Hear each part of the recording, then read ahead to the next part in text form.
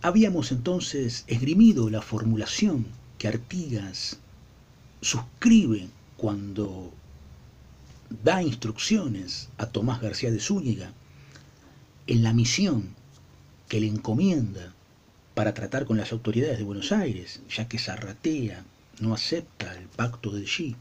Y allí Artigas establece como objetivo único de la revolución la soberanía particular de los pueblos. En el año 13, entonces, en el Congreso del paraje de las Tres Cruces, cuando los representantes de los 23 pueblos orientales deliberan,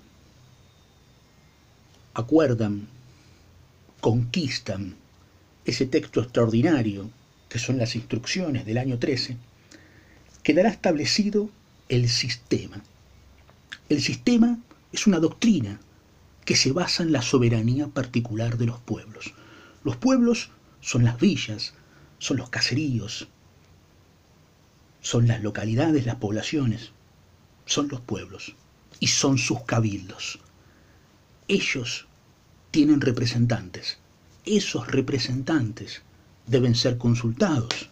Esos representantes han de determinar. Esos representantes son los que tienen que resolver entonces el autogobierno de esos pueblos, la autoadministración, no solo en materia civil, sino también en materia eclesiástica y también en materia militar. La soberanía particular de los pueblos, el Congreso de Tres Cruces, un sistema, el federalismo y la confederación, que será la unión de los diversos pueblos que van a constituir paulatinamente provincias. Aquí empezando en 1813 con la conformación de la primera de esas provincias, la provincia oriental, que rápidamente, el 19 de abril de ese año 13, firmará un pacto. El pacto que firma primeramente una provincia con el gobierno de Buenos Aires. Este pacto es la Convención de la Provincia Oriental del Uruguay que firma Artigas con Rondó, el representante del gobierno de Buenos Aires en la provincia oriental recién nacida. Por supuesto que el manual nos explica que los diputados elegidos por los representantes de los pueblos, allí congregados en el paraje de Tres Cruces, serán rechazados por Buenos Aires. Allí está la idea del federalismo que Buenos Aires entiende que no corresponde para sus ansias de dominio territorial, de dominio administrativo, de dominio económico del territorio que conformaba antes de la caída del aparato colonial el virreinato del Río de la Plata. Buenos Aires pretende otro sistema, que es el de unidad de régimen. La unidad de régimen es, sí, consolidar ese espacio territorial que antes era el virreinato, ahora serán las provincias unidas, como solemos llamarlas, y que se irán constituyendo poco a poco, pero con una salvedad muy importante. Buenos Aires se reserva para sí el control de ese territorio, la administración política, económica, militar y eclesiástica de ese vasto territorio que antes era el virreinato y que ahora es un territorio que Buenos Aires ha resuelto gobernar como en los tiempos de la colonia, cuando era capital del virreinato a partir de las reformas borbónicas. Pero si el aparato colonial ha caído, si el virreinato ha desaparecido, ¿acaso no existe ahora entonces lugar para otra doctrina? ¿Y esa doctrina cuál es? La doctrina que el artiguismo comienza a balbucear con las instrucciones a Tomás García de Zúñiga, la soberanía particular de los pueblos. Esos pueblos soberanos son los que delegan en sus representantes la conformación de ese Congreso de los Pueblos Orientales en Tres Cruces. Y allí esos representantes son quienes tienen la autoridad para elegir, para nominar a los diputados que han de concurrir a la Asamblea General Constituyente.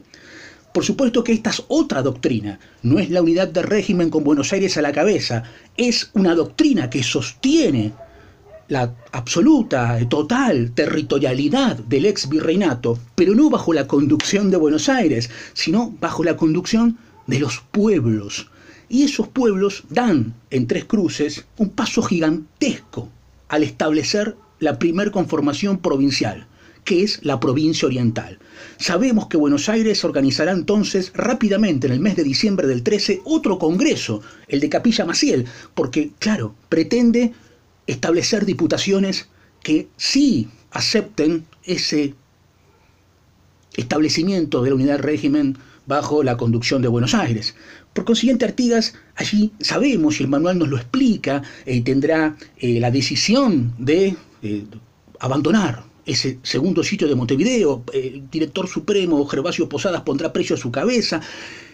El artiguismo comenzará a propagar este modelo de las asambleas, los pactos, los congresos, el nacimiento de provincias, y en Entre Ríos, una batalla importante, la del Espinillo, un triunfo artiguista por sobre las fuerzas directoriales, iniciará un camino que es el camino de la propagación del ideario artiguista. Es decir, se propaga la idea del federalismo, se propaga la idea de la confederación. Federalismo y confederación no son exactamente lo mismo. En Artigas hay ideas federales y hay ideas confederales. El confederalismo es lo que Artigas determina fundamentalmente en sus textos. Simplemente se utiliza muchas veces la palabra federación, porque tanto federación como confederación, si bien expresan similitudes en cuanto a la organización territorial de un territorio, de una patria común a constituir, tienen diferencias. Siempre la confederación tiene en cada una de sus partes componentes depositada una soberanía que permite el ejercicio de esas partes componentes de una mayor libertad, de una mayor independencia. En cambio, una federación delega parte de esa soberanía, de esa libertad, de esa independencia en un poder central. Artigas no quiere esa delegación, pese a que en su idea existen rasgos federales y confederales. Lo que Artigas proclama es la confederación. ¿Y cómo se establecerá esa confederación que nosotros decimos que es el federalismo en definitiva? Ese federalismo que se propaga por el litoral, que se propaga entonces por las provincias mediterráneas de la actual Argentina, tendrá un congreso muy importante en el año 15. En el año 15, el Congreso de Oriente o de Concepción del Uruguay es el que marcará entonces, estableciendo, después del triunfo artiguista en la batalla de Guayabo sobre las fuerzas directoriales, lo que será la conformación de la Liga Federal, porque terminado el virreinato, caído el aparato colonial, hay que religarse. Los pueblos deben volver a unirse, religarse. ¿Y cómo lo hacen? Conformando una liga. Esa liga es la Liga Federal, el protectorado de los pueblos libres, libres de los portugueses que avasallan la provincia oriental, libre de Buenos Aires, porque también Buenos Aires invade los territorios ahora provinciales, y por supuesto libres también de la monarquía de los Borbones. Por consiguiente, 6 provincias se reúnen en el Congreso de Oriente: Córdoba, Santa Fe, Entre Ríos, Corrientes, Misiones y la provincia oriental. Esas 6 provincias entre junio y agosto del año 15 dan un marco definitivo a la conformación de esa Liga Federal. Esa Liga Federal entonces se establece y allí surgen reglamentos aduaneros, reglamentos de tierras, surge el proteccionismo económico, surge también la necesidad de Artigas de establecer, de hecho, porque nunca alcanzó un grado jurídico este establecimiento de la Liga Federal, una unión que permita, mediante pactos interprovinciales y alianzas ofensivas-defensivas, ser un avance categórico hacia la organización nacional.